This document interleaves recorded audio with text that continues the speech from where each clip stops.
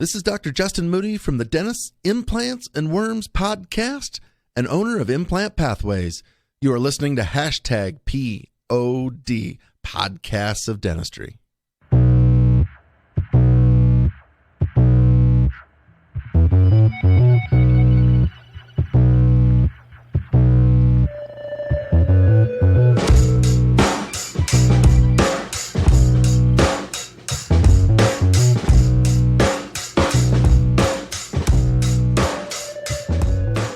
podcastofdentistry.com/squadcast. I believe everyone has a story to tell. And if you want to start a podcast to tell your story, the easiest way to start one is Squadcast. No special hardwares, no special softwares needed for you or your guests. You simply start podcasting using any laptop or desktop or Android phone and even a Chromebook in a browser like Chrome, Firefox, Opera, Brave. So you may ask, how do you do it? Well, it's simple. As a host, you simply schedule an interview on your dashboard. Share that particular link to the guest and hit record to get studio quality audio. Done. No sign-ups needed by your guests, no special mics needed by anyone, and still get studio quality audio. There can be up to 4 people at one time, including the host. You can even see the video of your guests. Connect any earphone or headphones with mic and you're golden. When you're done, simply stop recording and everything with separate tracks is automatically uploaded on your dashboard, ready to download in no time. Most of the basic audio editing is also automatically done when you download. Do I not make any sense? Well, they do have demo videos on their website to show you exactly how it is done. I did use the support and they have best in the class support. They are so confident in their services that they have even compared their services with other competitors. Another thing that gives me peace of mind is redundancy. That means that even if there is some error, you can still get the backup of all the recordings sent to you in your email through your dashboard. So, if you really like the idea of starting your own podcast, podcastofdentistry.com/squadcast. The subscription starts only at $10 per month. You can cancel anytime through your account without making any calls or any change of emails. Super easy. Once again, to support this show, simply go to podcastofdentistry.com/squadcast. Give it a try. Thank you for tuning into hashtag POD, Podcasts of Dentistry. This is session number 21, and all notes of the podcast can be accessed at podcastofdentistry.com/session21. Today, I have Dr. Stephen Mauty. Everybody knows Dr. Stephen Mauty. He's a funny guy. I actually call him Dr. Witty Mauty.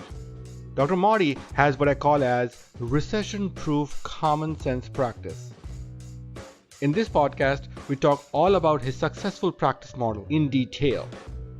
This practice model is not for everybody, but it certainly is one of the most successful models of practicing dentistry. Here's the story and philosophy of how he runs such a practice.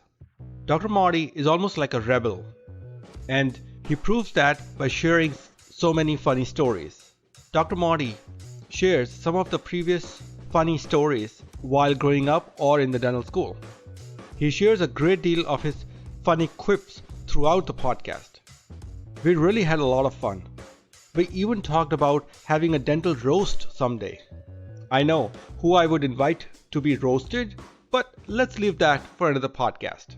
He's one of the outspoken dentists, and he contends that dentists should actually use a lot of common sense to solve the common problems. On the personal front, he's very vocal about his divorce, mistakes he did, and what fellow dentists should keep in mind before getting hitched or even after. He shares all the practical advice not only for dentistry but also for personal situations like divorce, common life situations, and so on. He encourages to have faith if you're going through any of it and really want you to come out of it. He certainly talks about his book with Dr. Emily Letron, session number 19. The book is called as No Nonsense Dentistry. Here's the fun part of the book. But I have to agree that there is some truth to it too. Behind that truth is a little sarcasm. I have to agree that with all the fun and inspiration, this has become one of the classic episodes. And of course, we talk about all Tim Ferriss inspired questions. I'm sure you will enjoy this podcast as much as I did. So without further ado, Dr. Mauty at session number 21. Please subscribe to us at podcastsofdentistry.com/subscribe. I've only done a few of these. Oh, that's how you start, right? But I'm just hoping. I kind of teased my group, the Podcasts of Dentistry group on Facebook, where you are there too, that a new podcast is coming up soon. And hint, hint, it's Stephen Mautner. Very funny. So I was talking to one of my assistants who's moved to Florida, like, I don't know, 5 years ago. And Right. she said, Dr. Pangs, you should move to Florida. I said, why? I said, so that I can assist you. It's funny. Yeah. And I said, you don't have to butter. They just allowed assistants now to do the finish the fillings, but they have to have a special course and certification. But they made that legal.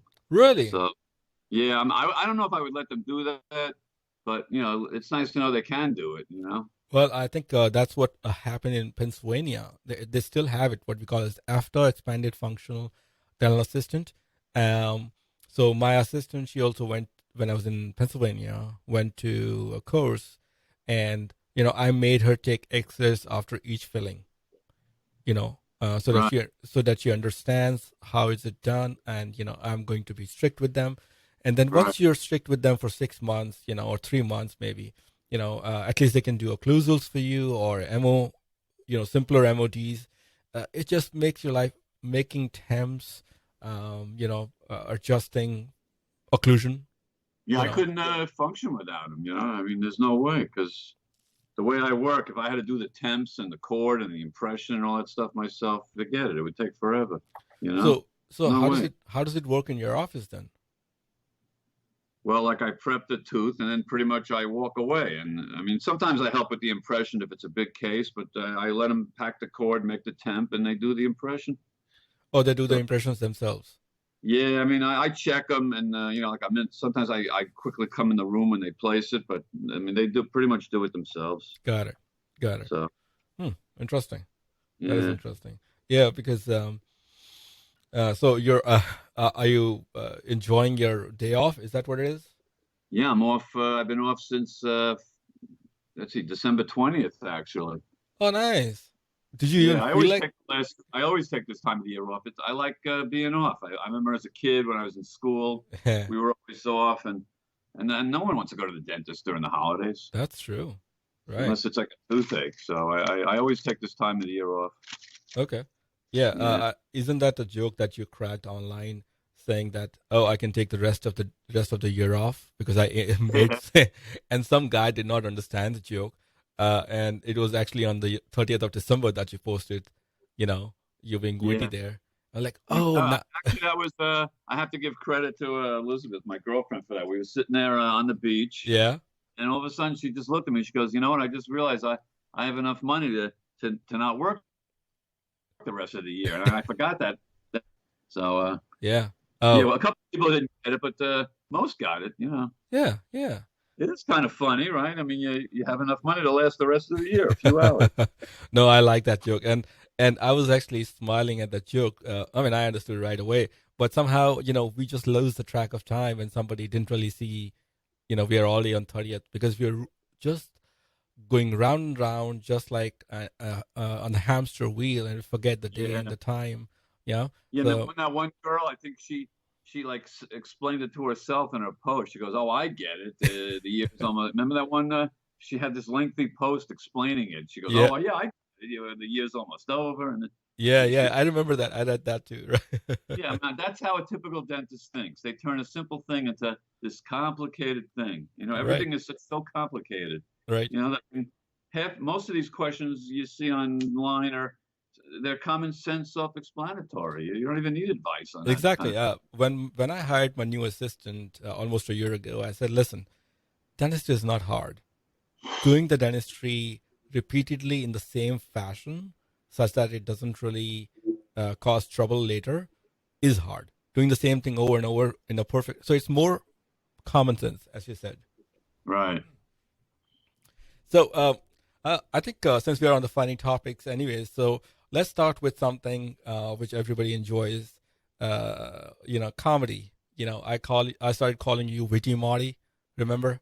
And for me, your phone number is still saved as Witty Mauty on my phone.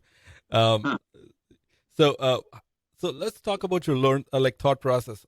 How are you able to make these jokes? I mean, were you always like that? Did you develop this sense of humor, of sarcasm, and everything? Well, you got to remember, I grew up. I'm Jewish. I grew up in a Brooklyn household in New York City. Mm-hmm. So growing up in New York City, especially Brooklyn, you automatically have to have a sense of humor because the place is crazy. Yeah. And then as a kid, I always loved comedy. Okay. And I used to watch comedy every night before I went to sleep. I used to watch Johnny Carson. I used to watch like shows like The Odd Couple, All in the Family, Jeffersons, or Seinfeld and Cheers, all those shows. And I always loved comedians since I was a kid. Sure. And then my friends, I always had funny friends. Right. It's not just me. If you hung out with my friends, all my friends are just like me. Always made fun of people. Yeah. Made fun of each other. My father was a little sarcastic. Uh-huh. And so I grew up in that type of environment. So that's why we're not sensitive, because not only do we make fun of others, but we made fun of ourselves. I got made fun of brutally by my friends, but I didn't cry and crawl to a fetal position. I laughed and I gave it back to him. Yeah. I think that's how it should be. That's how it should be. I know this at the risk of offending half your audience. Like it's kind of like the way Trump is. If you look at the way Trump talks, all of us talk like that from New York. We're all like that. We have nicknames for each other. We make fun of each other. Okay. But we're basically nice people that really wouldn't do any harm to you. It's just words. It's just words. Yeah. I think so that's how I got my sense of humor, just from liking comedy and growing up in New York. And, and Jews happen to be very sarcastic and we're also, when we're among ourselves, we're politically incorrect also. We have names for everything, So that's do you want to, what's your nickname among your friends if you want to? Mauty. My friends gave me that nickname. Yeah, Mauty. Okay. Yeah. So when I was a kid, like 12, 15. So basically, you were always surrounded by comedy, and that's kind of taught you, not that you were planning to, but you just learned it, and it kind of became your second nature, right? Plus, my natural reaction when I hear someone saying something stupid is I roll my eyes and I go, "Oh God," like. I remember a dental school orientation was like that. It was hysterical. Right away, I said, "Oh my God, I got to sit through this." And me and my friends were looking at each other, laughing.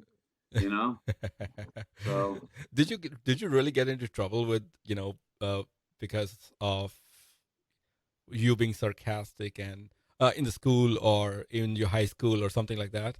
Not really, because I kept a low profile. Like I never really.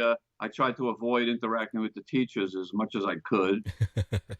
One time in high school, we had this like replica of the high school in the front lobby, like a beautiful model. Yeah. And someone in my class stole it and put it in the trunk of his car. So they accused me of doing it, but I didn't do it. Okay, I get it. I know who did it, but it wasn't me. It wasn't me. He returned it, and then in dental school, I never really got in trouble. I graduated late because I didn't take it seriously, but I never really got in trouble. Okay, got it. So one time I got thrown out of a preclinical fix lab because I came in without a collared shirt. You had to wear a collared shirt. What? Okay. So the instructor threw me out, but I lived around the corner anyway. It wasn't like I lived far away, so I came right back. Nice. But I didn't get in trouble. I kept a low profile. But I think you got into trouble with Dental Town, right? They kicked you out. What Yeah, happened because there? because I don't understand. Well, first of all, it was I pretty much was on Dental Town like I am on Facebook, and Right. so I started doing a daily like review of the dumb things on Dental Town. Like I Uh-huh. would take a few posts and make my own response. So it Yeah. became popular.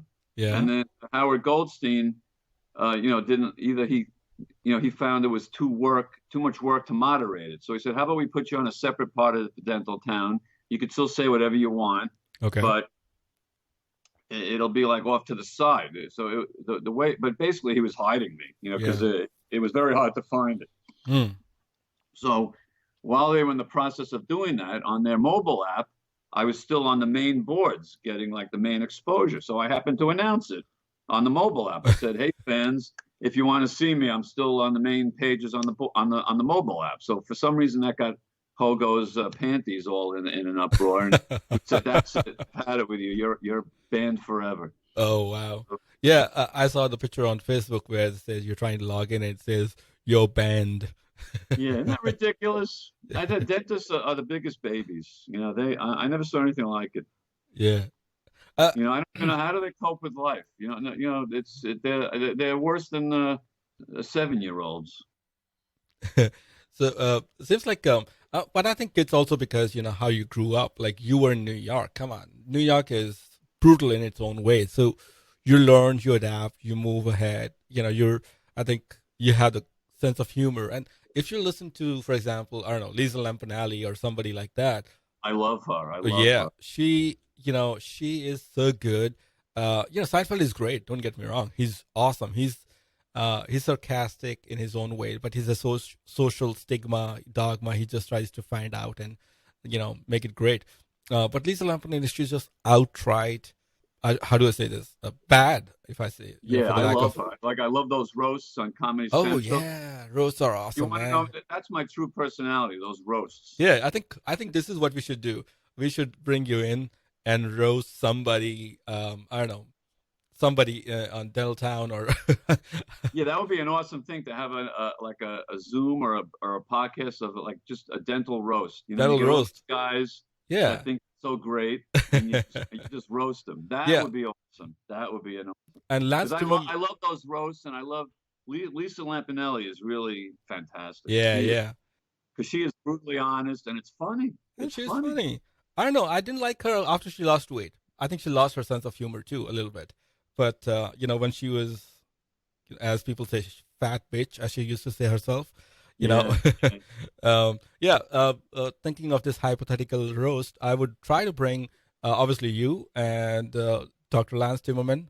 He's great. He's got a funny sense of humor. He's good. He's good. He's good. And who else? Maybe. Certainly Dr. Moody.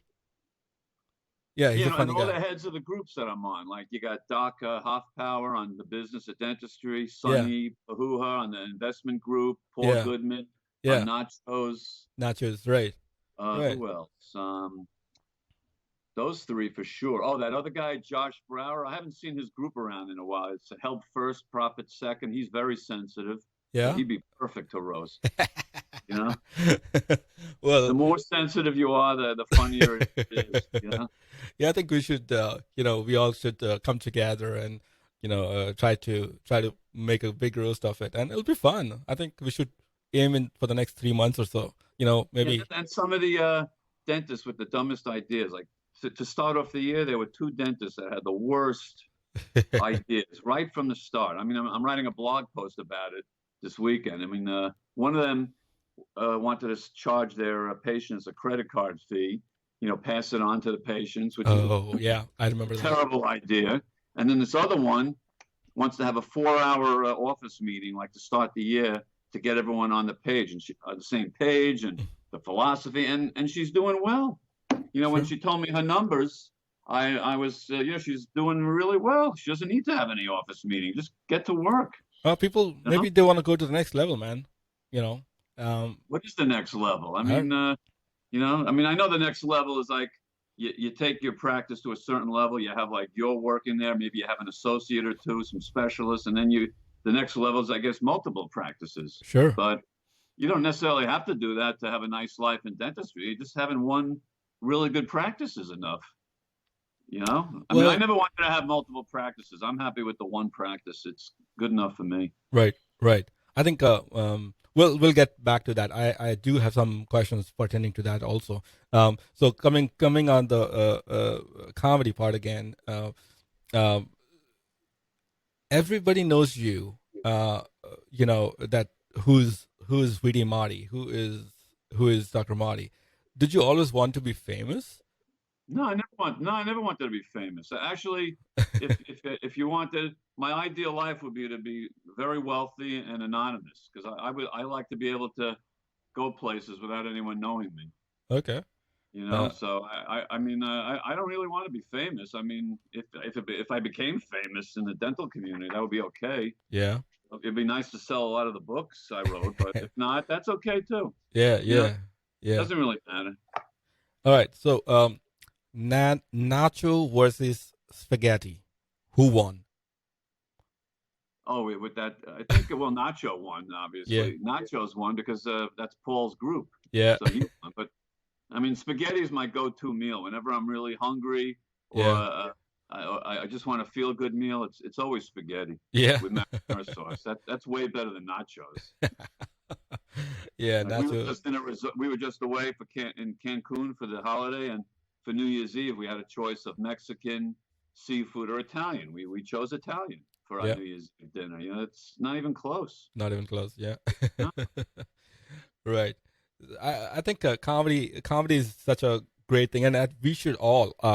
I believe everybody, whether they're dentists or not, or in the dental community or not, but I think everybody should listen to comedy, and I really have great respect for comedians because it's hard. It's really hard to write, and on top of that, you remember that you say certain things with certain way. You know, it's hard. And it's very hard because in my office I make a lot of wisecracks, but I'm in my office and I have a natural element. But to get on stage and just come up with jokes like that out of the blue in front of a bunch of strangers, sure, that's very hard. Hard. It is. So, how did you come up with such ideas for Mauty's blog? So, those people who don't know, there's a Facebook group called Mauty's blog. He's writing all those great, funny things. How did you come up with these ideas? Well, dentistry, it's a perfect avenue for sarcasm because, first of all, dentists take themselves way too seriously, and they take dentistry way too seriously. The patients are insane. It's like a natural. There's no common sense in the field. Yeah. You know? So it's a natural.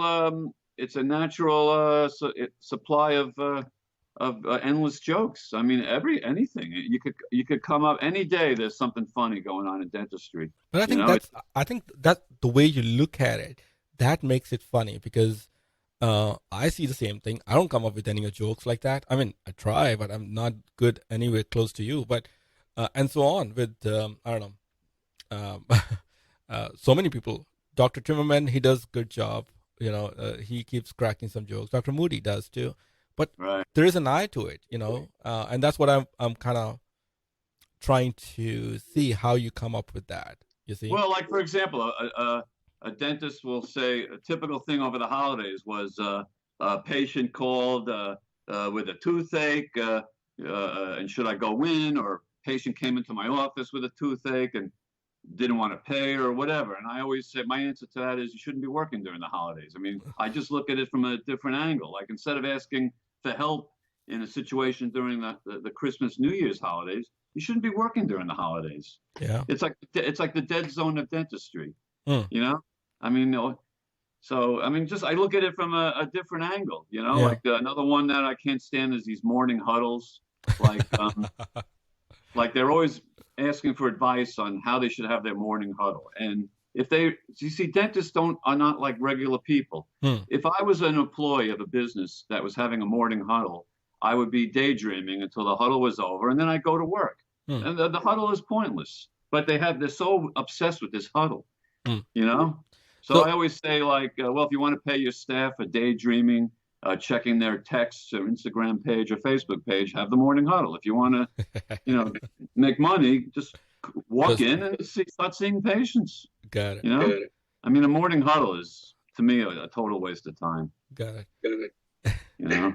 So that's I mean, that's another, and also the stress thing in dentistry. I remember the first time, I didn't even know there was stress in dentistry until I was in dental school, and at the orientation, the person giving the orientation said, and for those of you who are having a problem, we have a counselor on staff that you could talk to at any time. And I looked at my friends. We started crapping up. This is stressful.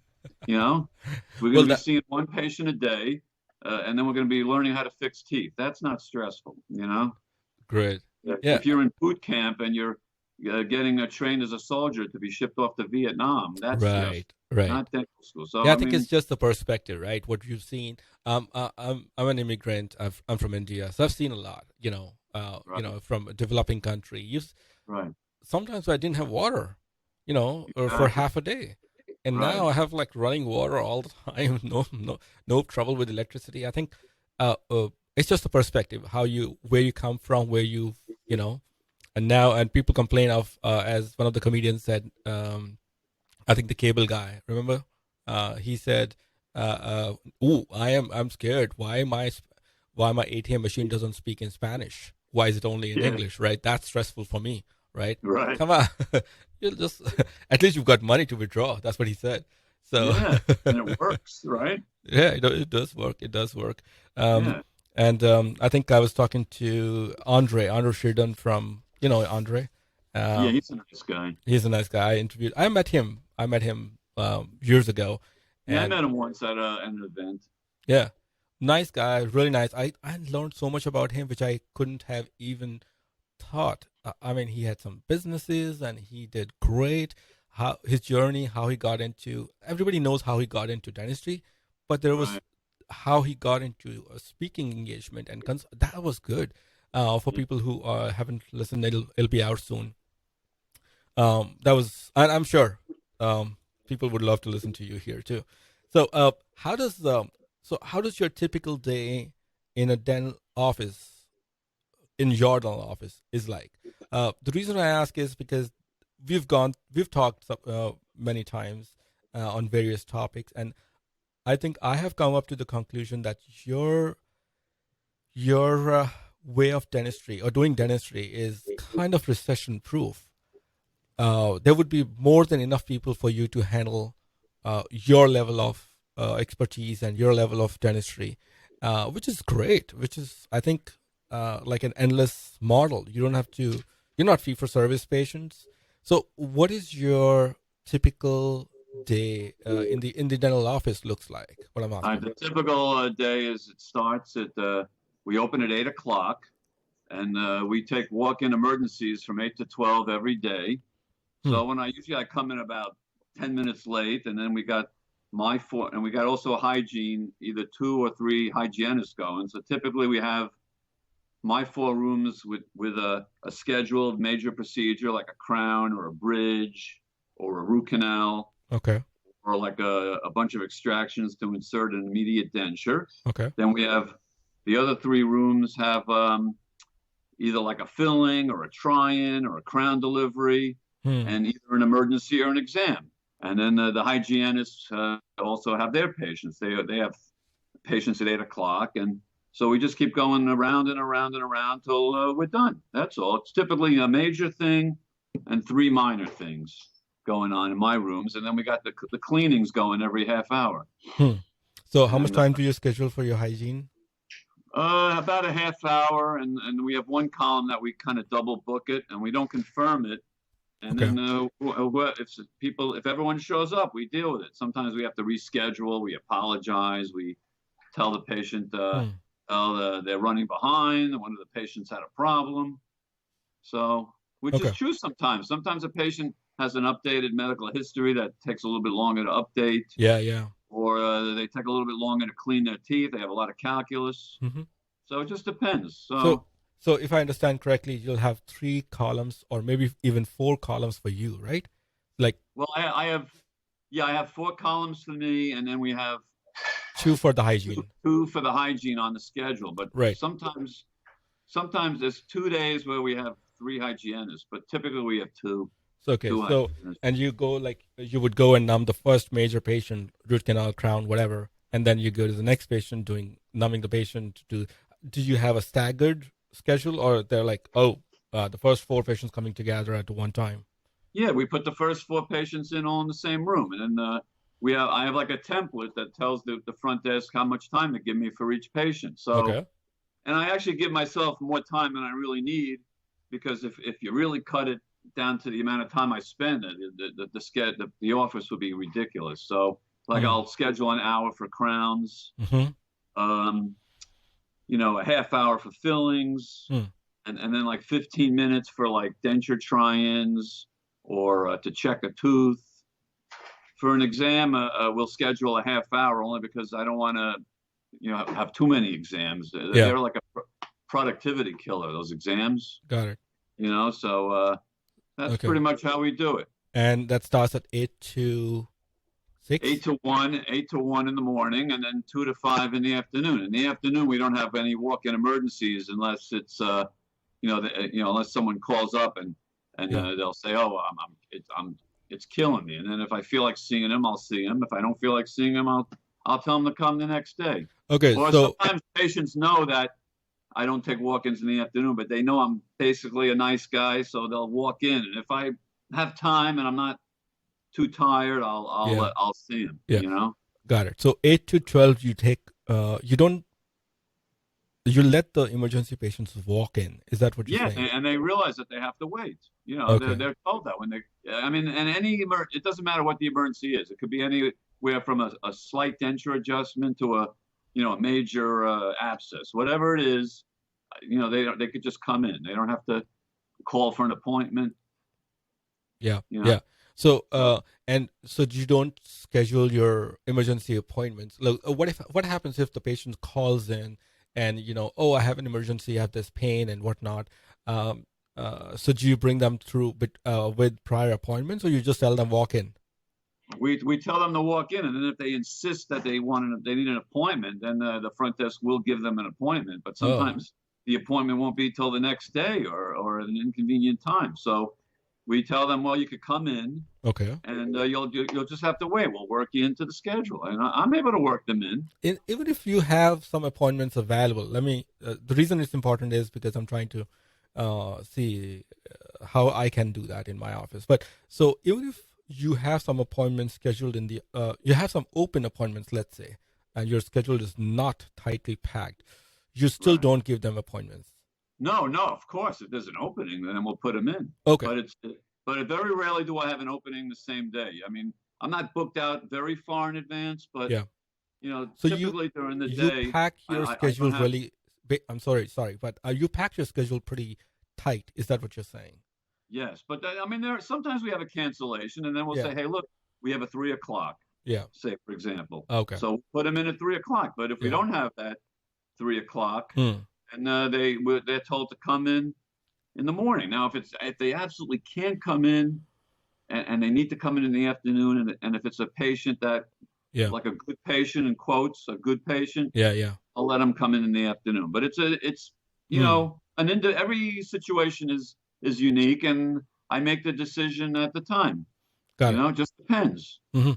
All right. So 8 to 12, all the emergency walk-in. They're not given appointments if your schedule is packed, but if your schedule is not that packed, they're given an appointment time and they're seen accordingly. Otherwise, they're walk-in and you see them whenever you can. Right. And now, the one drawback of this system, which to me is not a drawback, it's just inevitable, is I'm always running behind. Like, dentists are obsessed with running on schedule. I don't know why they're so obsessed with that, but patients, when they know that you're busy, they expect that you're running behind. It's kind of like busy. It's like a busy restaurant. Like if you go to Outback at 5:30 in the afternoon, you're going to wait for a table. Mm-hmm. It's the same thing with my office. That's the one thing I can't promise that I'm going to be on time. So I'm always behind, and you have to kind of have a thick skin where you ignore the complaints. Right. I think that's how the culture is. You've said the culture. Okay, you know what? This guy gets late, but he at least sees me. he at least gets me out of pain. He at least gets the work done, and he gets the work done at a little relatively cheaper price, Right. and he does a good job. Right. What else I need for it, right? So maybe I'll just hang on, which is good. All right, Right. that makes sense. And how many assistants would you have follow you between different rooms? I have 2 assistants that work out of the 4 rooms with me, and then I have a 3rd assistant in the back that cleans the hygiene. She takes the X-rays. Oh, like a floater. Okay. Yeah, and she does the instruments. And also she assists my periodontist when he's there. Oh, okay. So, Yeah, Dr. Tammy, huh? Yeah, he Yeah. likes working with her. So Yeah, he's a great when guy. he's there, we don't do like exams, anything that it would take her time away. And then the other assistants have to help out with cleaning the hygiene, or even the hygienists have to sometimes clean the chair off. So Okay. we kind of like, everyone has to work a little bit harder when he's there, but Sure. Now- it's worth it because he's doing implants. Right. How do you keep your staff motivated in such a busy schedule, a condensed schedule? I don't try to keep them motivated. Okay. You can't motivate them. I mean, what Mhm. I do is I hire people that have a good personality, Mhm. and I also prefer foreign-born people. I have a lot of Brazilians that work for me. They're great. They work hard. They Yeah. appreciate the job, and Mhm.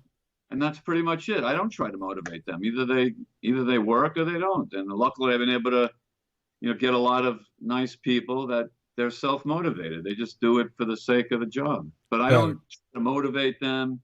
I'm not a big firer. I have fired people in the past. If they're not good, I'll fire them. But luckily, I've been very fortunate with that. I have people that are self-motivated. Most of them are from other countries. Yeah.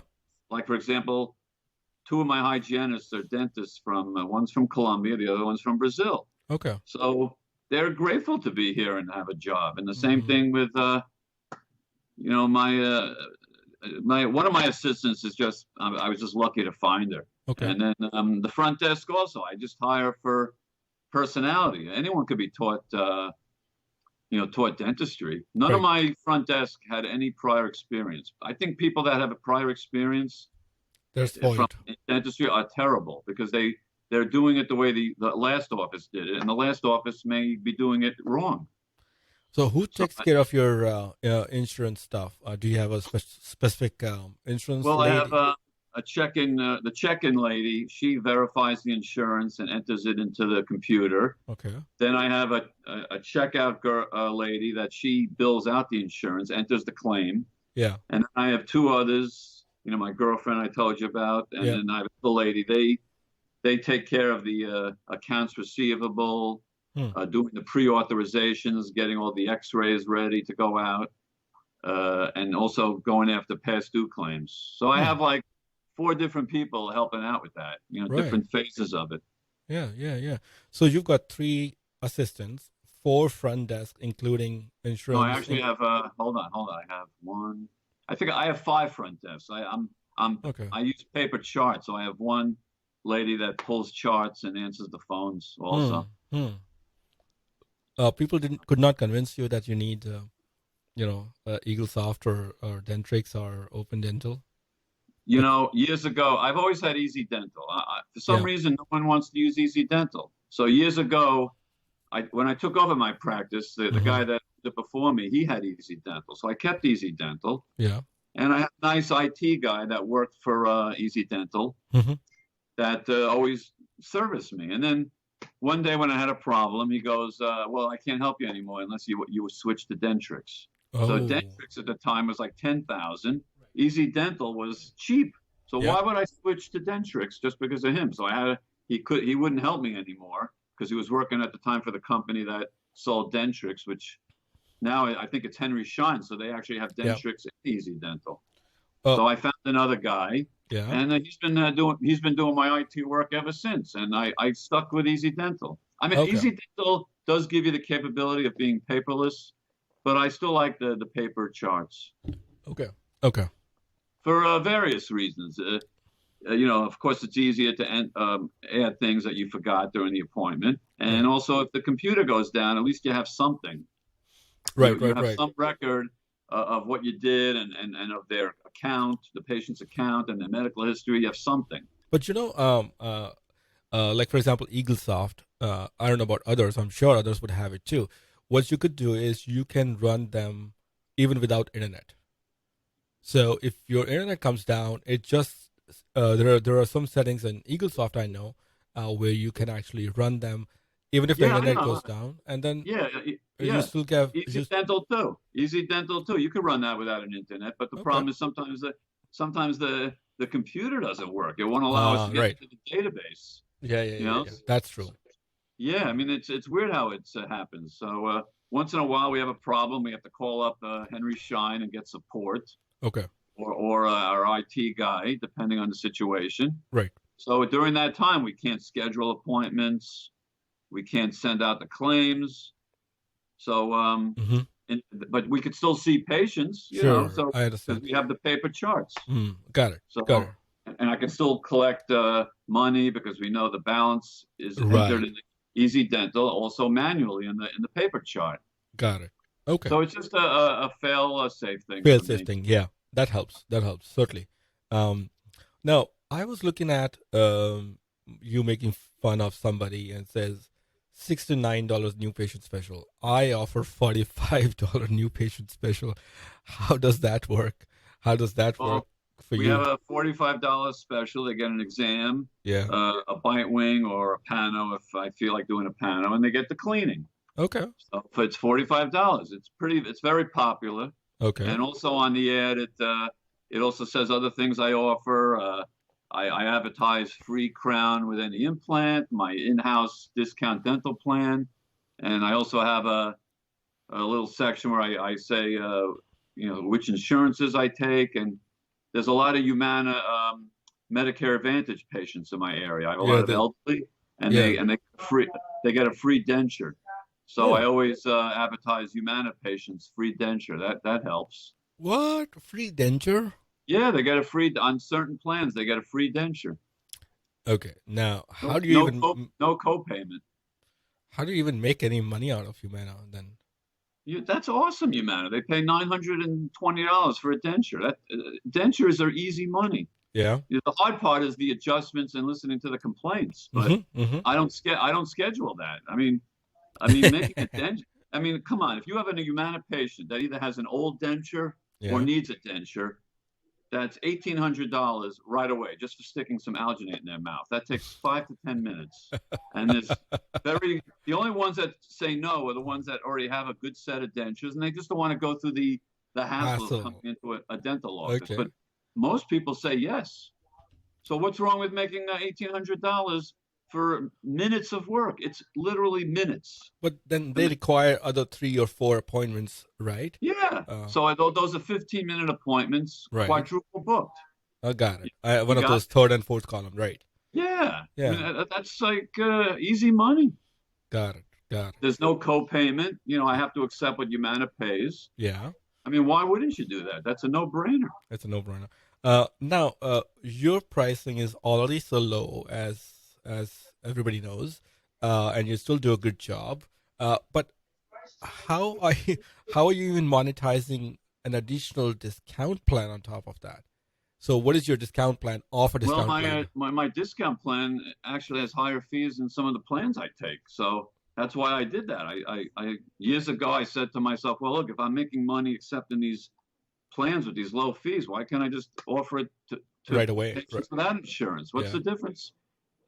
What's the difference if an insurance company pays you $350 for a crown versus a patient paying you $350 for a crown? It's the same $350. What does your discount plan look like then, right now? It's like for a single person adult, it's $160. For that, they get an exam, necessary X-rays, and 2 cleanings a year. Okay. If it's a couple, it's a $260, and I think a child under 13 is like $80. And like a child over 13 until 18 is like $130. And then also there's discounted fees. Okay. Like, for example, dentures are $850, crowns are $490, extractions are $95, fillings are like $85 to like $110. Yeah. Interesting. That's pretty much it. Yeah. So, and then obviously those patients keep coming back to you because you have a cheaper pricing.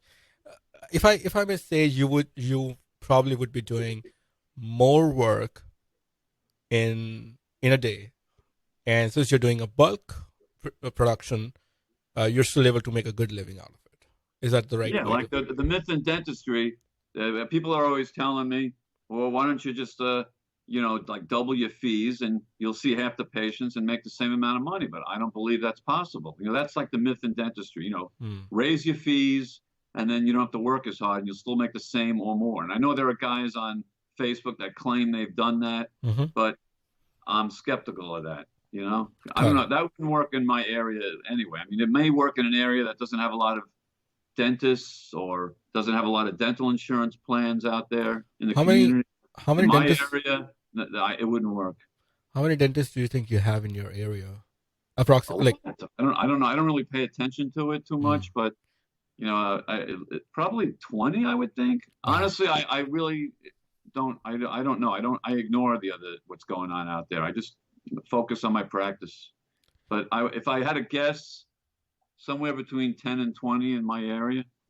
Within 5 miles. There's a lot of people in my area. I mean, Florida has been a growing state since World War II. My area has grown leaps and bounds, and where my office is, all the corners used to be empty grass. Now it's all built up. There's apartment communities. There's shopping. So it's gradually grown. So I think there's room for everybody. There's enough. There's enough population for everybody. Got it. Now, what other marketing that you use in your office? So you have a walk-in, you have a discount plans, you have $45 new patient special. What else marketing, if at all you're doing any? Well, I mean, the only marketing I do is that this discount special. It's a direct mail coupon, and then I'm on all these insurance program lists, and then I guess the other one is referrals from existing patients. Got it. So I've been in the area since 1991. So if you stick it out and you do a reasonably good job, eventually people refer their friends and coworkers. Right. Great. Thank you. That helps a lot to understand how you're able to make a good living. I mean, obviously you're a hard worker. You had this way to do a bulk dentistry, but in a good way, in a predictable way. And that works. Dentistry is hard work. I mean, everyone's trying to make money in dentistry without hard work. That's the dirty little secret. Dentistry is hard work. Yeah. It's not like being a coal miner, but it's hard work. You're physically doing work on people, and you're moving around during the day. It's not like being an investment banker where you sit at a desk and you look at spreadsheets all day. Sure. It's hard work. Now, I was talking to Andre, as I said, yesterday, and, we had this interesting emotional thing come up once that one of, I think, his brother-in-law, he said, when he passed away, he said, could you make sure not many dentists die broke? With this so much going on in dentistry, with insurance fees coming down, loans are high up. The new associates, the new dentists who are graduating. I mean, when you graduated, you had almost no loan. In relative sense. I have a huge student loan still. I'm only saying, how do you think, or what change in the mindset of the associates or the new dentists who are graduating or have recently graduated in the last 5 years? They should understand about dentistry that they don't die broke. Well, there's two things. Number one is you have to spread out the loan repayment. Don't do those 10-year repayment plans unless you have a low balance. I'm a big fan of the repay plan where you spread it out over 25 years and then the balance is forgiven. And I know there'll be a tax hit, but you could either save for that or maybe work something out with the IRS at the time that the taxes are due. And I also believe that possibly the vote-hungry politicians are going to make that forgiven balance non-taxable, like they did during the recession when everyone had a foreclosure, Right. and their short sales, the forgiven balance on the short sales were forgiven. Yeah. So I think I would spread out the loan payments and make my monthly payment as low as possible. Okay. And number two, this is another thing in dentistry. Like, I come from a family of dentists and we live very well, but I had very low expectations for my dental career. I wasn't looking to become rich, like a multimillionaire. It's possible, definitely possible to do that. Mm-hmm. But I think dentists have to lower their expectations. I mean, dentistry basically for the average dentist provides a very secure upper middle class to upper middle class lifestyle. Okay. So there's nothing wrong with that. You don't have to become a multimillionaire guy. Now, I know people that are multimillionaires, and even me, if it hadn't been for my divorce and marriage, I would have been in that position also. But they have to accept that there may not be have the lifestyle of the rich and famous. They may just have a boring upper middle class life. Mm-hmm. And the other thing is they have to be very disciplined with their personal lifestyle. They can't let their family convince them to have the lifestyle of a doctor, in quotes. Got it. Very simple. It's very easy. Your spouse, your kids, they want things, and your natural instinct is to please them. Yeah. Because you love them, or it boosts your ego to be able to be a big shot and buy someone a car or a nice house or take a nice trip. But if it's not within your budget, then don't do it. Got it. So you have to have personal discipline in your personal lifestyle, and not have such high expectations, and spread out the loan payments. And eventually, the way these schools are charging, one day it's going to return back to the days of the 80s when I was in school, when schools started to close. When I was a young dentist, I think 4 schools closed. So eventually we're going to get to that point, because people are going to sour on dentistry as a career. Because, if you have to borrow over $1 million to become a dentist, I don't know if it's worth it. But $500,000, I think it's still worth it, because if you do an income-based repayment plan, you could put that into your budget. Right. I think ultimately it boils down to the reality. The reality is not as rosy as it was 20 years ago, especially because everybody is squeezing down. The DSOs are coming over. They have a lot more bigger budgets than marketing, for example. Or, if I'm looking for a hygienist, if my and I don't have a hygienist for that particular day, she called in sick, either I lose the patients or I get a new hygienist. I cannot get a quick hygienist right away because I am a smaller office, but being a corporate, I might be able to get one. So with those advantages, and corporate dentistry is going to have some advantages, and they're going to take away. But still, corporate dentistry, from what I've read, only about 8 or 9% of dentists nationwide participate in that. And I just read an article yesterday in Dental Town magazine by Howard that Arizona has 18% DSO participation. So that's the highest penetration. So most dentists are still non-DSO. So it's not as bad as people say. I just think you have to be more of a business person and less of a dentist to succeed. Right. And I think the other problem with dentists is they charge too much, and they swing for the fences with these treatment plans, and we chase the patients away. How many people can afford $1,000 to $1,500 for a crown, and how many people want to do a $20,000 treatment plan? And this other thing with if someone needs root planing and curettage, throw them out if all they want is their regular cleaning. Let them get the regular cleaning. Still better than nothing.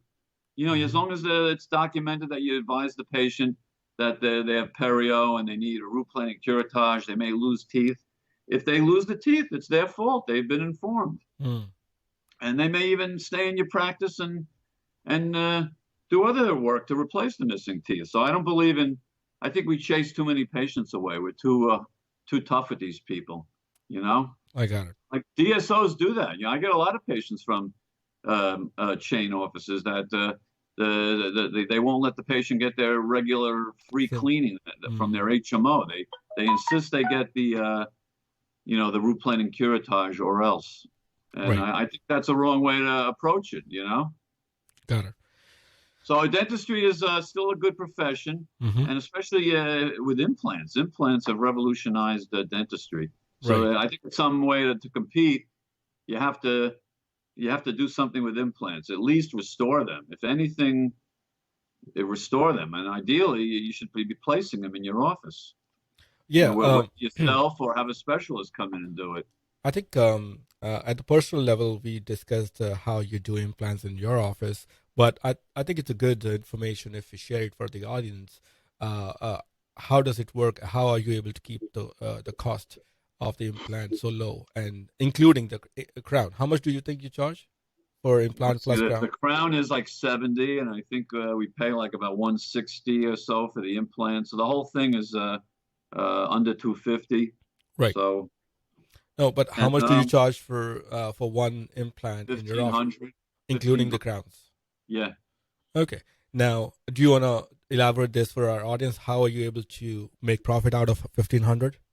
Well, number one, my specialist is willing to work for less, and then number two is we built up a very busy implant practice, and my perio guy met the OSO biomedical rep at a meeting, and he told him about how busy we are, and the guy gave us a good break on the implants because we promised him volume. And then same thing with my crowns. I've been using the same labs, a couple of labs for many years, so they gave me a good break because I've given them a lot of business. Sure. And also I use stock abutments. Okay. I don't do custom abutments. That cuts the cost down appreciably. Right. And an implant crown, especially on a posterior tooth, is easy. It's easier than doing a regular crown. You don't have you don't have to give anesthesia. You don't even have to make a temporary in many cases. A lot of the patients don't care if they have a temp. Yeah. If you're doing an implant crown on number 30, you screw in the stock abutment, you quickly prep it in the mouth. Right. You take an impression. It takes 5 minutes. And then if they don't want a temp, they're gone. Yeah. Very easy. So I think the key here is you're still successful by doing a stock abutment and a stock crown. Not a stock crown, but stock abutment and a regular crown. Right. And keep the cost down. Because if I remember correctly, for a custom crown and a custom abutment, it comes down to $400 from the last. That's absurd. That's absurd. I think my stock abutments, it's included with the whole implant package we have, but I think I pay like $11 for the abutment if you break it down. Yeah. I mean, and it's so easy. And actually, I think it's more accurate taking the impression in the mouth. Right. Than doing I years ago in my first couple of implant crowns, I did do custom abutments, and I was in shock at the lab cost. Right. And I wasn't happy with the fit of the crown. There's a little error in there between the analog and fabricating the abutment on the model versus putting it right in the mouth and taking the impression in the mouth. At least that's what I found. Yeah, I understand. So, I understand. Plus, it's cheaper. And you don't have to do anesthesia. The only problem is if you have like a closed bite and you have to prep the abutment a lot. It's hard to close down. Yeah. Well, let me throw a trick here, which I learned while I was in India last. So this guy, he does a lot of implants. He does 15, 20 implants a day, easy, maybe more. Wow. But so I learned a lot from being with him. What he did was he found one of his assistants and he says, okay, these are the stock abutments, okay, and for each stock abutment, he would pre-trim them, and he started calling them 1, 2, 3, and 4, right, at different heights. So basically, So 1 is only 1 millimeter trimmed, 2 is 2 millimeters, and so on, right? So he would mark them out with the lines, whatnot. So he would have a whole box, like a pill box, right, with number 1, 2, 3, 4 written on them, the stock abutments, right, sitting in, and he would just take out, oh, I think number 4 would fit in because it's already, pre-configured. Yeah, I did that with, I actually did that when I used Implant Direct because we used their legacy implants and it came with like a cap on top of the stock abutment. Yeah. So I had one assistant that used to chop that off and get it ready for me. But with the one I use now, they're pretty close. And the other reason why I don't like them to be pre-trimmed is because it seems like when you prep them too much, the hole, where you put the driver for the screw, right, sometimes closes up and you can't fit the driver in. Okay. So I'm just afraid that I won't be able to fit the driver in there to torque the abutment down. So it may cost me a few minutes, but I prefer just doing the prep and the mount. All right. Yeah, sure.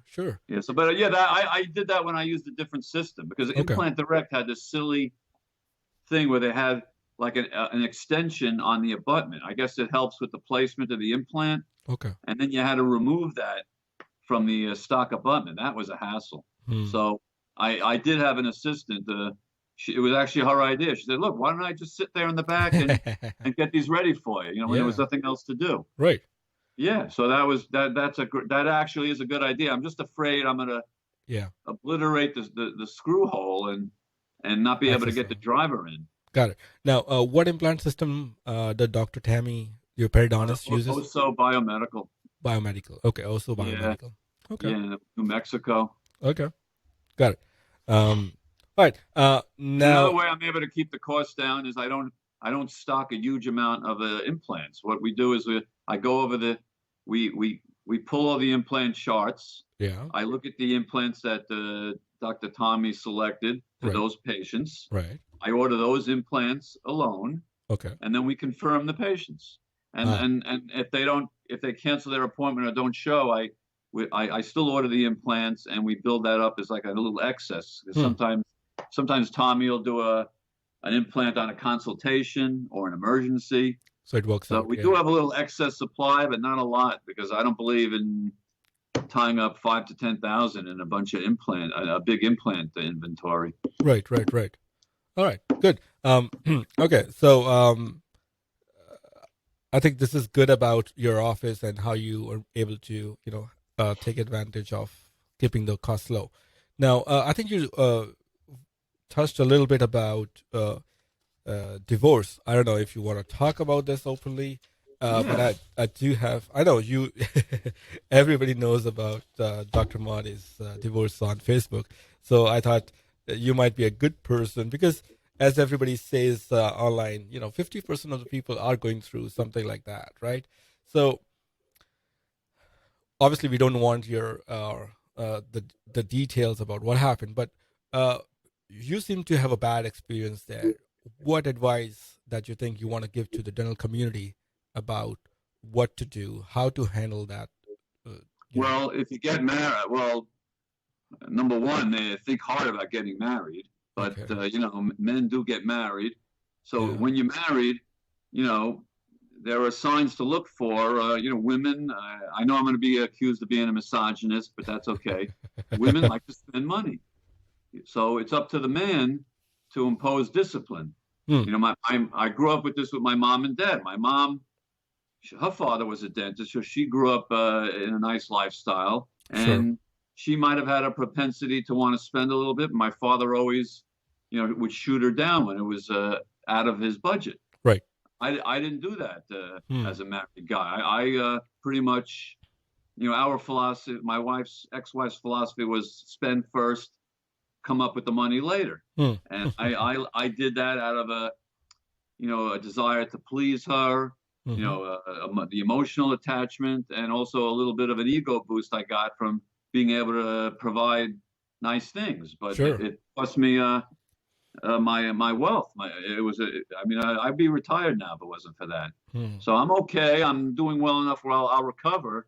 But I think it cost me like 10 years of my career, that whole overspending thing. So if you get married and you have kids, you just have to have some spending discipline. Learn to say no. And if it doesn't work out, if when you say no, the person leaves you, so be it. It's not the end of the world. Right. But how did you handle emotionally? did you feel that, oh shoot, now my life is going south?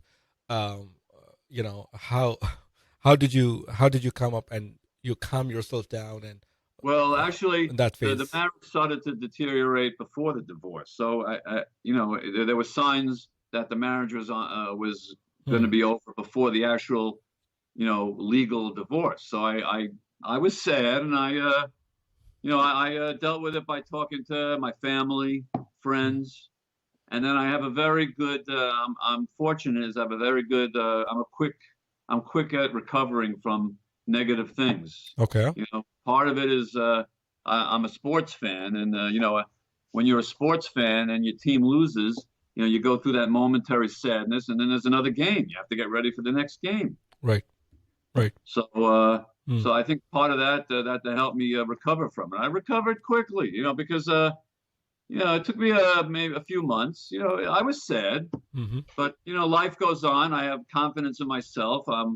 You know, I'm not an ugly guy. I have a decent personality, so I figured I'll meet another woman. It's not the end of the world. You can meet another woman. Yeah. You know, there's plenty of women out there. So I got over it. You know, the main difficulty was while I was married and the marriage was deteriorating. So that was where I went through the emotional trauma of realizing that we may get divorced. But once it happened, it was anticlimactic already. I was already living on my own, and you know, at that point it was just a legal transaction. So I was actually relieved because I had control of my money for the first time. Right. When I was married, you know, she was you know, emptying out my bank account all the time. When I was on my own, at least, even though I had to pay alimony, there was control. I had control of it all.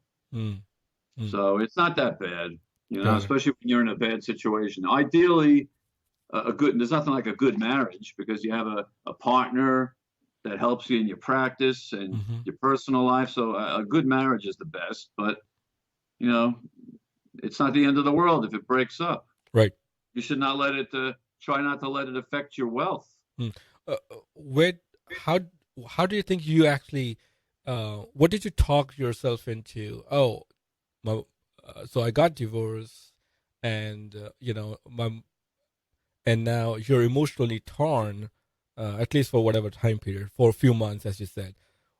How did you, for the lack of a better term, comfort yourself that, you know, you'll be able to do good, you'll be able to come back out of this emotional trauma / Well, that's why I became a dentist. You know, my parents always told me dentists make a steady, good living. So I knew as a dentist I'd be able to survive. Yeah, and then I went out and you know, as a single guy, I went to bars and clubs and started trying to meet women. You know, like I did when I was a young guy before I got married. And you know, when you're a dentist, you know, women like dentists because we are perceived to have money. So it's really not hard to meet women as a dentist. Got it. I mean, even in your own office, they'll come after you. Right. You know, so it's not really hard. Got it. All right. Thank you for sharing. That's really hard for somebody to share something like that. But I think I could. I'm sure. Even when I was on Dental Town, I was reading through, and I was like, there were so many whole threads on divorce. Some people even had prenups. You know, done. I don't know if that's a choice for many people, but at least. Well, we didn't do that because we didn't have anything when I got married. My ex had a house, and she had a small pension from one job that she left. Yeah. We didn't even have anything. I wasn't even licensed. I moved down from New York to Florida. I didn't even have a license. So we didn't have a prenup. Yeah, it's a different time, right? Anyways, thank you for sharing. As I said, now, I think you recently, you know, launched your own book with Emily Litron, and it's called No Nonsense Dentistry, Dental Peeps, right? Right. So, how did you come up with this book? How did you come up with the title? What is the book all about? Well, I did, and it was Emily's idea. One day I actually spoke at one of her events about a year and a half ago, and then she contacted me about 6 months ago, and she said, she said you want to embark on a non-profitable venture with me? I said, yeah, sure. What do you got? She goes, well, I was thinking about writing a book and, like a no nonsense book just with, practical, no nonsense advice for dentists. And she said, Yeah. would you be interested? So I said, yeah, sure. And then, so my part of the book is like just a sarcastic, humorous look at dentistry, and her part of the book and a couple of the other contributors is more serious advice. Okay.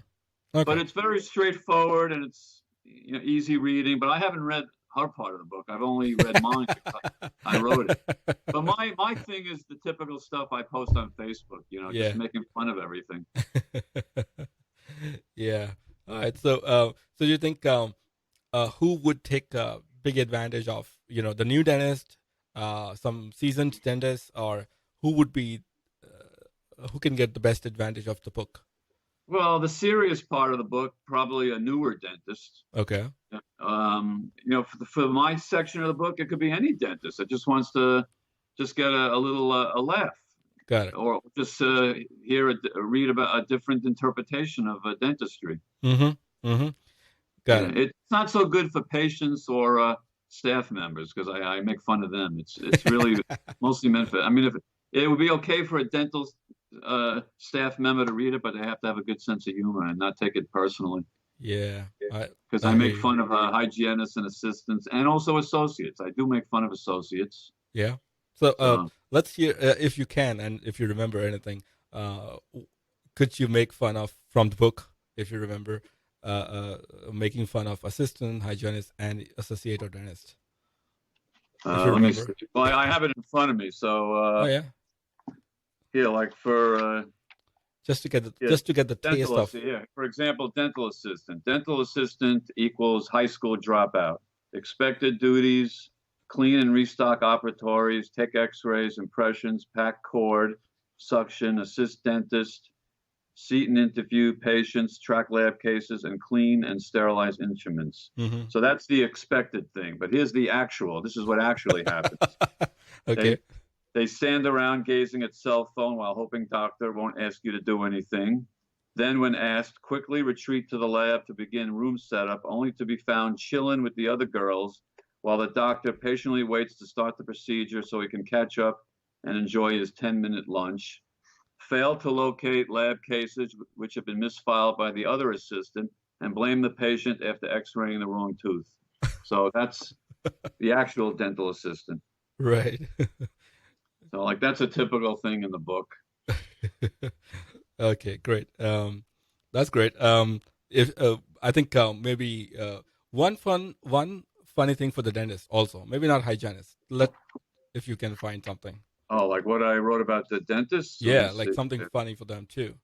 Like what Okay, here. Dentist equals fake doctor. Expected duties. Well, it's kind of long, but maybe I'll just take some of it out. Dentistry is a branch of medicine that consists of study, diagnosis, prevention, and treatment of diseases, disorders of the mouth. What they actually do? Yeah, now what they actually do is field inane questions from patients all day, such as why are they still bleeding an hour after their extraction? Can they whiten their 30-year-old gold crowns? How come they can't eat with their dentures? And do they have to pay? Spend 90 minutes on a posterior composite, then berate office manager about low collections. Have brand new 23-year-old dental assistant explain treatment to patient while surfing Dental Town and Facebook in the back, then berate treatment coordinator about low case acceptance. Wonder why no one will spend $3,000 on his new sleep apnea treatment. Always inserts the word doctor whenever possible to alert others of their official status.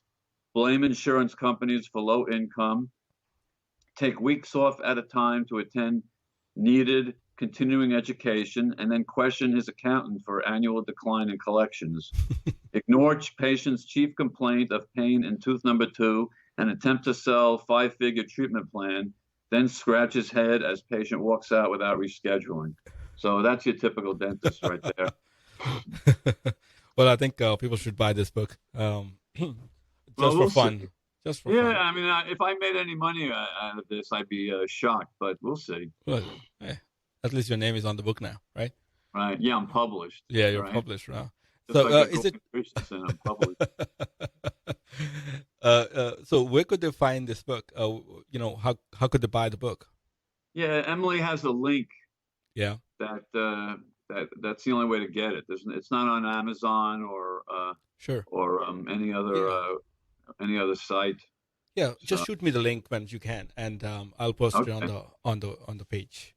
Okay. Now, I was also looking at other topics in the book, and you were talking about a perfect life in the book. Yeah, right.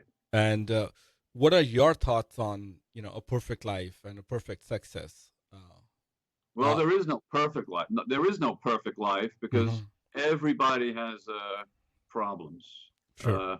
My girlfriend Elizabeth, she worked for an actual billionaire at one time. I'm not going to say who it was, but an actual billionaire, right? Okay. That guy was miserable, So everyone has problems, even though you think their life is great. So to me, a perfect life is being able to do what you like to do most of the time, while accepting the fact that sometimes you're going to be sad, you're going to be annoyed, you're going to be tired, you're going to get sick. People are going to, betray you or disappoint you, and you just have to ignore it and go on.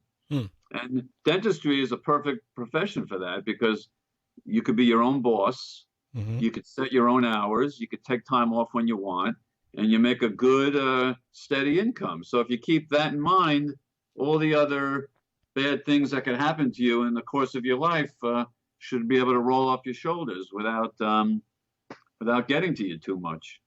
Got it. No, thank you. That helps. To me, that's a perfect life. And I think I have a perfect life. I mean, I live in I live in Florida, which is fantastic. Right. I have my own practice, pretty successful, and I get to take off enough time to enjoy my life. Right. And I'm even though I find the patients annoying, I'm grateful I have patients that come in and want to give me their hard-earned money, because I'm not the only dentist out there. They could certainly choose another dentist. There's dentists across the street from me. So I'm grateful that they come in and choose me. Right. Great. Thank you. Thank you. I think I would have to ask you this question. So you got a paper rejection from a patient where the patient said you should go to hell. Did you post it recently on Marty's blog? Remember a handwritten. Oh yeah, that was weird because we didn't even know who it was. Right. There was no return address, and yeah. What did you do? I mean, how did you handle that? Nothing. I showed it to people in the office, and we had a good laugh about it. Nothing you could do about that. Did you get any negative reviews online, or people or patients talking negative about you or your staff all the time? I get negative reviews. I mean, I have mostly positive, but I ignore reviews. And I think dentists spend way too much time worrying about a negative Google review. It doesn't hurt you. I mean, I have mostly good reviews. I have a couple of really horrible reviews, and it hasn't affected my practice. I don't ask patients for reviews. I don't mention their reviews. I did have one lady who, for some reason, only gave me a 2-star review, yet between her and her friends, I probably did about $30,000-$40,000 worth of dentistry on them. So one time I mentioned, I said, if I'm so bad, what are you doing here in the office, and why are you sending me your friends? She goes, well, I'll change it. She never changed it. I don't care, because I have her and her friends' money. So I think we obsess too much about negative Google reviews, although it would be great if, as dentists, doctors, all professional, mostly dentists and doctors, if we'd be able to respond without worrying about HIPAA. I wish there was a way we could review the patients, because some of the patients are just crackpots. So why can't we review patients just like they review us? Why can't we say, Mrs. Goldberg is a real pain in the neck. She always comes in at the end of the day, always forgets her wallet, and always calls me up later that she's in pain and wants Vicodin for the weekend. Why can't we write stuff like that about these patients So when one of these patients comes into our offices, we could look them up online Yeah. and see how they are as a patient. That's what I wish we could do. Well, yeah, I think HIPAA does. And sometimes I kind of joke around in my office and says, my patients have a choice what dentists they go to. Why don't I have a choice which patients I treat? Right. Well, you do, but there's no way to know in advance. Sometimes, Yeah. you don't realize it till sometimes you could tell if a patient is going to be a problem right away. Sometimes you don't really know you, and we all have to make a living. So sometimes we take a chance on somebody, Right. and sometimes we lose. Yeah. So that's just the way it is. Yeah. Thank you. All right. So I think we got to switch gears a little bit here. I did send you these questions, but these ideal questions about Tim Ferriss inspired questions, I call them. I love Tim Ferriss, his podcast. So these are the questions which I've collected over the period of listening to him. And I love these answers because they open up my guests, and people start to know my guests a little more deeper. Right. So let's start with the first one. Do you have any morning ritual, any best practices, before coming to work, or after? Anything that you do to be successful, to be the way you are? Well, I have a morning ritual, but it's not like a ritual. It's not like I've thought about this for years and developed this special procedure. It's just I wake up. Sure. I go to the bathroom. I stumble into the kitchen. I turn on Fox News. I have a glass of water. I have a banana, some fruit, and I have about 3 cups of coffee. And I read what's going on in Facebook and the news. And I also check my bank accounts. So if you have a morning ritual, that's my morning ritual. Then I go take a shower and drive off to work. Okay. Now checking bank account. Nothing special. It's not like I sit in the corner and meditate for 10 minutes and visualize having a good day. I just eat, shower, go to the bathroom. That's it. Yeah. So what's about checking your bank account in the morning? Well, I always do that because number one, I've always liked to I like to monitor my money. So and so I like to see which checks have cleared, which deposits have gone in, if there's any fraudulent transactions. That's all. I just like to know where I am every day. I do most of my deposits myself, and I check my activity in my bank accounts daily. Oh, you mean for the office? So you go and collect the money. And my personal, not so my personal. I check maybe once a day. The office I'll check 2-3 times a day just to see what's going on. Got it. So that's just a personal thing. I like to know. Right. So I'm trying to understand here that you're talking about the money that your patients pay you, whether it has been cleared or not cleared, what's going on, or whether it's supposed to be followed up. And okay, got it. Yeah, okay. Exactly. Mm-hmm. Yeah. Good.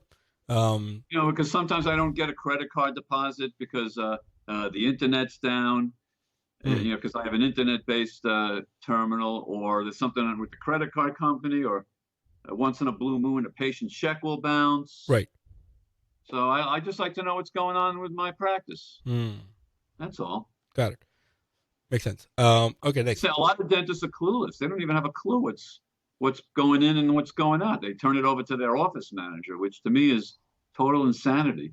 But that's a personal thing. Right. All right. Now, next question. The best purchase that you made between $100 to $300 that impacted your life in a positive way, dental life or whatever, personally. $100 to $300? Yeah. Jeez, $100 to $300. All right, hold on. I'm thinking that's a tough one. $100 that impacted my life. I would say the Darby True Speed handpieces, because they're like they used to have a special. I don't know if they do this now. They were like, if you bought 3, each one was like about $120, and they're very good high-speed handpieces. Okay. And not too expensive, and they have decent torque, and they're easy to fix. So I guess that would be it. I really 100 to 300. That's a tough one. So it's okay. The number could go a little plus minus, whatever. But the idea was just to find one more important thing. So Darby high-speed handpieces. Are they easy to repair? You said, and yeah. I have a guy from Dental Fix that it's like a franchise dental repair company. He repairs them. Okay. And another thing that's under 100 is on eBay. I buy these $40 curing lights called woodpeckers. Those are great because before that you had these extremely expensive curing lights that, God forbid, they dropped on the floor. You were out a fortune. Yeah. Or to change the bulb, you had to buy an expensive bulb and either change it yourself or have your repair guy do it. Now it's $40. When it breaks, I buy another one for $40. Exactly. Or if it drops on the floor, who cares? We laugh about it. We toss it in the garbage. Right. So that's another good purchase I made. Did you buy something on Endo handpiece also from eBay?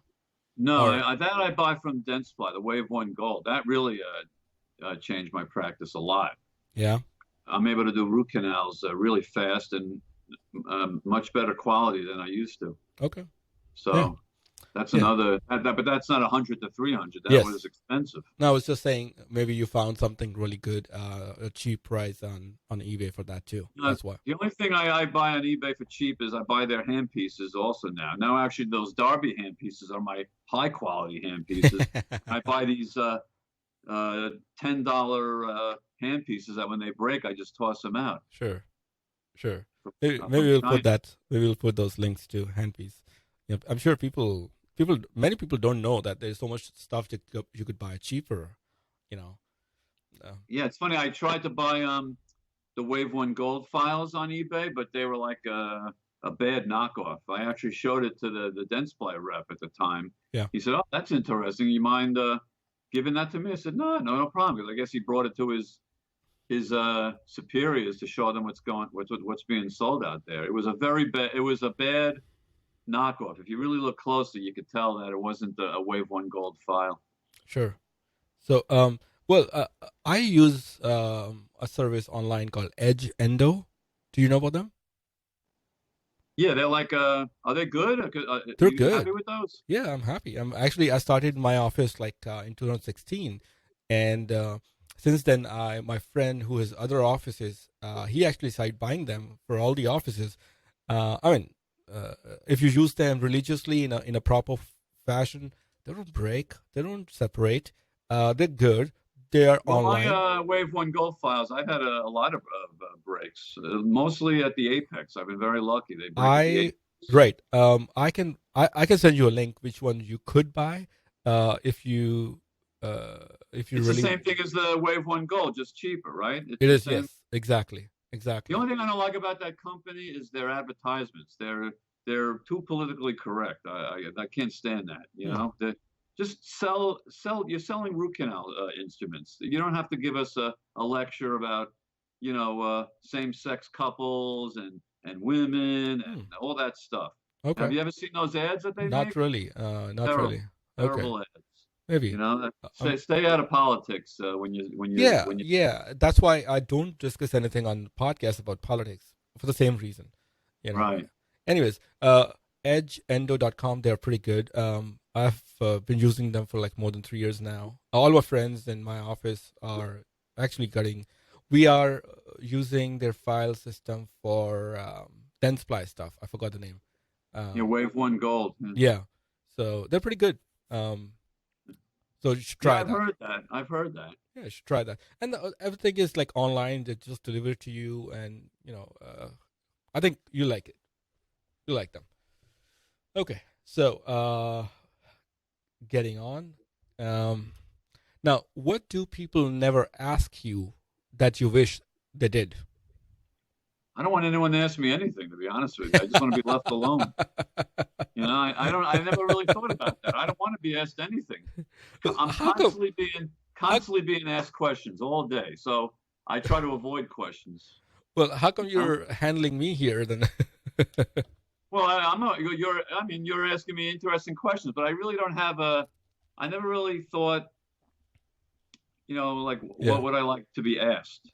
Well, what I was trying to ask is like something that you are good at, but people don't really ask you about it when they should have, because you're good at and you want to tell that, but nobody asks you because they don't know that aspect of you. Well, I think I'm good with people, with talking to people. So maybe they could ask me, how do you deal with people? Hmm. Or how do you deal with like a treatment plan acceptance, quote unquote. I mean, maybe they could ask me that, but I don't really want to be asked anything. I mean, I just like to go to work and come home. I don't want to. Usually, when someone asks you something, either they want a favor, they want money, they want you to fix their tooth, they want a painkiller, they want to complain. So, in an ideal world, I don't want to be asked anything, unless it's like a friend or my girlfriend asking me, "Do you want to go out to this place for dinner tonight, or you want to get together and do this?" Those kind of questions I like. Yeah. But most questions end up inconveniencing me, so I really don't want to be asked anything. Did you listen to any other podcasts? I've listened to podcasts, but like I think Paul Goodman, I listened to a couple of his, Dr. Nacho. Yeah. The only reason I don't like podcasts is because you can't skim ahead to the important things. There's no way of knowing what they're talking about. Like in a video, you could kind of jump ahead. No, you could do that. I like reading. I like reading the best because I can skip through the parts that aren't important and get to the part that interests me. Right. So, some podcasts actually they tell you at what minute what topic comes up, so that you can but you got to read through their website. Usually that's on the show notes section of the podcast. I do put, but I don't put the timelines. But at least they are in the sequence, so maybe you can skip over. Oh, he's talking about this, so he's talking about that. Maybe it's in the middle, something like that. You could do that. Yeah, but that's a good thing. That's a good thing to have because a lot of the time, they're rambling on about what they had for dinner the night before, or that they're hungover. I mean, it's interesting, but enough of that already. You could get to the point. Yeah, get to the meat of the topic. Yeah, I agree. Right. So, when do you think of a person being successful? Who are the two people that comes to mind? Successful people and two. Me, the two people that I admire the most are Sam Walton, the founder of Walmart, and Henry Ford. To me, those guys were successful because they really understood the consumer and how to get things done and sell their product. Those are my two favorite businessmen. Right. Thank you. So this next question is actually inspired by Dr. Nacho, Paul Goodman. If you could go back in your career or life and change one decision, what could that be? Well, the only decision I would change is, as I mentioned, I might have mentioned in the past, everything was going great in the mid-'90s, and then my ex-wife asked me if I wanted to tear down our house and build a big, fancy house. And that was a terrible decision. So that's the only thing I would go back and change. I would have not let her build that house. Okay. Because I lost a lot of money on it, and it led to our divorce. And not that I'm good with the divorce. I'm not good with the amount of money that was wasted on that house. So that's the only decision. Everything else I think I've been good with. Just that one decision. But that goes into what I was saying before. Don't let your family talk you into living what they think is a doctor lifestyle. Just, don't live below your means. Got it. That's all. So that was the one mistake. Everything else I think I've done pretty well. Nice. What's one of the hardest decisions you had to make over the past 1 year? I didn't really have any hard decisions. I don't really agonize over decisions. I mean, I make decisions very quickly, and I don't really agonize over it. I mean, I did buy an apartment. Yeah. So, I mean, I guess you could say that was a hard decision, but it really wasn't, because when I found the place I liked, I knew it right away. So I really haven't had a hard decision. So, are your decisions really, how do I put this? I don't want to use the word impulsive, but, I feel this is right and I'm going to do it without thinking about, not, I shouldn't say without thinking, but, without giving much thought about it because you feel that it's right? Is that how you think for most part? For Yes, most things? that's being a New Yorker. Growing up in New York, you learn to make quick decisions. So Right. I don't agonize about my decisions. Hmm. I'm experienced and I know what I'm doing, and most things I don't have to think about too hard. I know what to do in pretty much every situation. It's not rocket science what I'm doing. Hmm. You know, so. So, So, I mean, like I said, aside from my divorce, I really haven't had to really think about things. That was the Yeah. only time I really had to, think and, Got and, it. and focus on what my strategy was. But other Hmm. than that, I really don't agonize over decisions. It's a very quick decision on Got it. most things. Hmm. All right. And one more. If you have a giant billboard such that you could display a great message or a quote for everyone to follow, of course, not about your podcast or your company or, or even your book, what would you like to tell people or the dental word? It's just teeth. That's my one of my phrases. It's They're just, just teeth. That's my quote. what do you mean by that? What I mean by that is one thing I was always I was brainwashed as a kid that I have to either go become a doctor or a dentist. I chose dentistry because it was the path of least resistance. Right. And the worst thing that happens if you mess up, the patient loses a tooth. They're not losing an eye or an essential organ. Mm-hmm. They're not losing their life. I mean, yes, dental patients do die, but odds are they're going to just lose a tooth. Right. So, which can be replaced or they could live without that tooth. So Right. that's what I mean by they're just teeth. So are you hinting they're that just we teeth. should not? Are you hinting at that we should not take it way too seriously, the dentistry way too seriously, that it impacts you, your life, or is that what you're trying to say by it? It's just Yes. just Yeah, don't. because a lot of this stuff is out of our control. Like a lot of these patients they have multiple medications, health histories, and personal habits, diet. I mean, it's not our fault if our work fails. I mean, because what I've seen is, say you do adequate dentistry, Mm-hmm. the dentistry that lasts are on the patients that have a great diet and home care and come in for their cleanings regularly. Mm-hmm. And a lot of these patients, the work deteriorates very quickly. And early on in my career, I thought it was something wrong with me. And then I started quizzing these patients on what they ate, drank, their hygiene, their health histories. I saw that a lot of it's out of my control. Right. Makes sense. That does make sense. I had this patient, beautiful lady. She came with her boyfriend, and and her mouth was a big mess. It was such a big mess that I said, I'm gonna do some of your work for free if your insurance doesn't pay for it. Because you know what, I just wanted to. I just really wanted to, but she was scared at the same time. And then I said, what's going on? Why do you have so much going on in your mouth? You're pretty all around. And she says, oh, you know what? I drink, I think 2 gallons or 1 gallon, whatever, of soda every day. Right. Like, she drinks so much soda that I was like, she was not even 30. And she was, if that continued, I don't know, because she never came back, I'm sure she would have lost all her teeth. Yeah, I had that. The first time I encountered that was with a kid that came to me as a young boy with his mom. Right. And then he became a young adult. He was always getting decay, and I would do the fillings, and then 6 months later there was recurrent decay, and I thought, well, I can't be that bad of a dentist. I'm not number one, but I'm not the worst. Yeah. So I asked him what's going on, and he drank. He was like a Mountain Dew addict. Yeah. So I told him, you're going to lose your teeth, and it turned out he did lose his teeth, but he went to some place where he had sedation. Yeah. And they put him to sleep, and they pulled all his teeth out, and he has full dentures. Yeah. A young guy in his 20s, right after his parents had spent all this money on braces. So the whole thing And I have another family. The entire family has full dentures. Wow.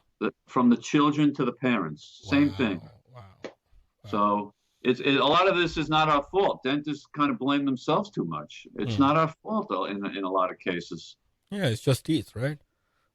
Yes. And if the patients don't care, why should we care? Exactly. Thank you. All right. Last two, but they're kind of important. Do you have a mentor?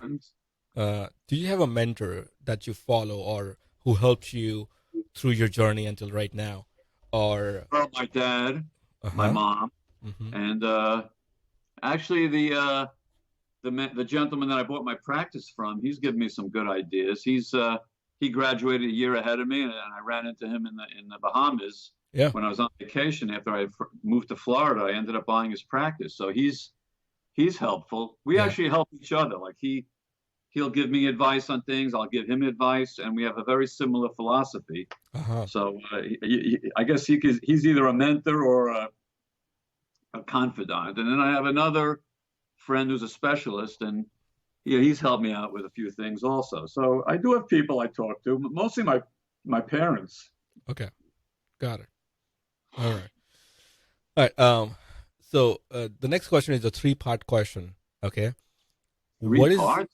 Yeah, to one question. Too much. Yeah. What is one thing that you're excited about? I am excited in life. Oh. Well, I'm excited going home every night from the office. That's exciting to me. I love leaving and coming home. And I live by the ocean, so I love going for a run along the ocean. That's exciting. And do you have any specific goals that you would like to achieve next? You've done something over these years. You've launched a book now. Do you intend to do something more? No, my goal is just to, keep, maximizing my practice as best as I can and save some money and retire in like 8 to 10 years. That's my goal. Got it. Anything that you've changed your minds on recently? Anything have I changed my mind on? Well, yes, with one particular patient. I did a full mouth case on her. They're in the crowns are in with temp bond. Okay. And they're made out of zirconia. And after agreeing on that particular shade, because with her skin color and her age, she didn't want to go too white, but she wanted it to look nice. And she tells me she wants to change the whole thing. Wow. So the lab tech told me, well, we'll have to start from scratch again. And and she, even though she paid me a lot of money, I wasn't going to go through the torture of redoing that case. Okay. So I told her, look, this is what you agreed on. If you want, I'll have him refine them a little bit, polish them, maybe reshape them to look a little bit more feminine. But I'm not redoing that unless you want to pay me for it. So that was the only thing I changed my mind on, because it's very easy for a person like that to intimidate a dentist into redoing it because they gave you a lot of money and you spent a lot of time with them. But I was going to redo it, and then I changed my mind. Okay. So other than that, I haven't really changed my mind too much. How's that patient taking that if you haven't changed the shade? Well, so far she's all right with it. She, she's accepted. She has the maxillary crowns in there with temporary cement, and now we're just when we come back from the holidays, I'm going to send the mandibular ones back, and we're just going to reshape them a little bit. And there's a couple of spots where the occlusion is a little off, and there's like a space between the upper and lower teeth, so she wants that filled in. So we're going to make some minor adjustments. Okay. And she's seemed to have accepted that. Plus, I have she has like around $1,000 balance, so I have that to hold over her head. Yeah. She's asking me to do all this stuff, but she still owes me $1,000. Yeah. So I'll use that as like a coercion if she busts my chops too much. Yeah. All right. What is one thing that you do is absurd or that's funny, apart from your modest blog? One thing that you do is absurd or funny. One thing? Yeah. Well, everything I think is absurd and funny because dentists do some of the craziest things. Like I said, the one I'm working on for this weekend is, it seems like there's a new trend in dentistry. Dentists have woken up on New Year's Day and they're trying to figure out ways they could destroy their practice. So we had two people. I told you the one that wants to charge our patients for the credit card fees, and the other one that wants to have a 4-hour meeting where they go over all the protocols and policies in the office. Yeah. I mean, so I think that's absurd. Right. I mean, it seems like they're trying to sabotage themselves. So that's what I find absurd in dentistry right now. That's what I notice. Thank you. Thank you, Dr. Mauty. I think thank you for your time. It was fun. It was fun. Yeah. Sorry, you were saying something. No, it was fun. I had fun. Yeah. Thank you.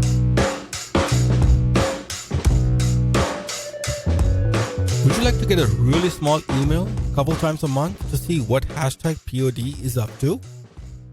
What are we reading? What are we listening to? What are we doing? What's stupid, funny, entertaining, and some weird stuff that we've gotten ourselves into? Then go to podcastsofdentistry.com/extra. EXTRA. That's right. Podcastsofdentistry.com/extra.